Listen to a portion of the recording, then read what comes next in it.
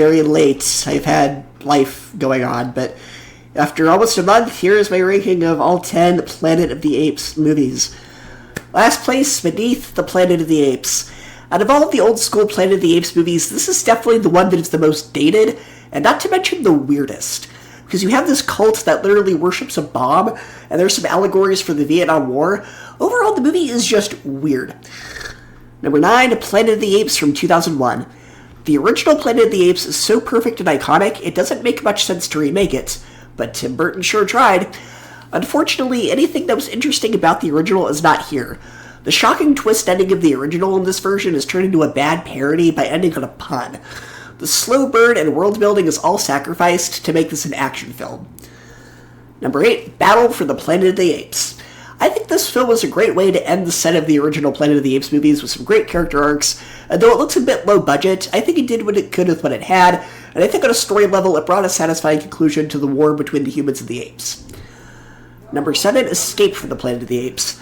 This is honestly a weird title because nobody is trying to escape, nor does it actually take place on a planet of apes at this point in time. I think the way they made Zira and Cornelius the main characters and made you care for them was well done, considering we know what happens to the humans later. Number 6, Conquest of the Planet of the Apes. I think Ricardo Montalban in this movie was very likable. It establishes certain ideas that are re-established in Rise of the Planet of the Apes, and this is the movie where you start to root for the apes instead of the humans because of the horrible things the humans are doing to the apes. Now, the movie's last line is, "This will be the birth of the Planet of the Apes." That would have been a much better title than Conquest. I think Birth of the Planet of the Apes would have been a much better title. Number 5, Kingdom of the Planet of the Apes. Of these Planet of the Apes prequels, this is definitely the weakest, but it's still great. While this one didn't have as much heart as the previous 3 films, particularly Dawn of the Planet of the Apes, it still expanded the world in compelling ways.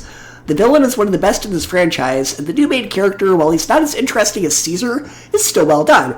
And the VFX for this movie are perfect and sets a new standard for film.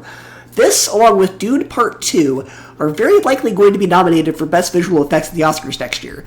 You can tell this was directed by the same director as the Maze Runner films, particularly the third act, because there are a lot of reminders of that with the style, and I think it worked. This had a compelling mystery, great action, an interesting world, VFX, and made me go bananas, and I can't wait for the next entry in the franchise. Number 4, Rise of the Planet of the Apes. This is a great way to set up this new universe. The character of Caesar is compelling. Having a plague that wiped out humanity start out as something good, a cure for Alzheimer's, is an interesting idea, and Andy Serkis gives a flawless performance. Number 3, Dawn of the Planet of the Apes. This is sort of like The Walking Dead with apes instead of zombies, and if you were supposed to feel sympathetic towards the zombies. Both the human characters and the ape characters are interesting, and you could root for either side. This is definitely more serious than the other films, and is one of the greatest sequels ever. Number 2, War for the Planet of the Apes. Woody Harrelson gives a great performance as the villain in this movie. Caesar's story is brought to a satisfying conclusion. The story is fantastic, and it's everything you'd want in a movie like this.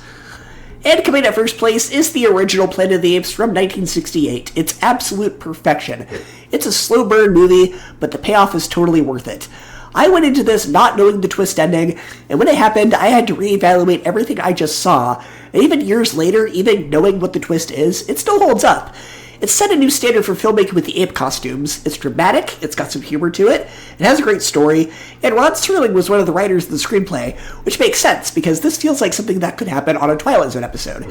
I personally consider this to be one of the greatest movies of all time, and it comes in at number 1. I was going to share your ranking of the Planet of the Apes movies, and I will see you next time.